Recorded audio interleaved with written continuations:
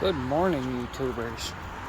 So, I have a 1982 Fiat Spider Turbo.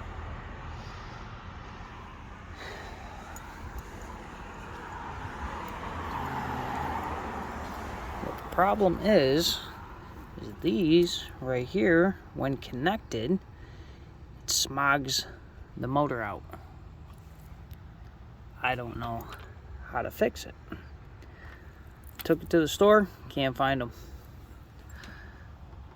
So, if you know anything about these motors or how to bypass that, because as you can see there's air lines here, vacuum lines, going to here, all the way back to right here, right there.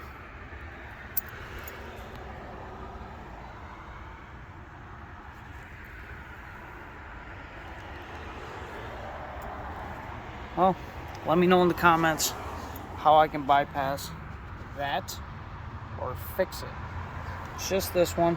I cut these wires to get it out to take it to the parts store. I'll reconnect that.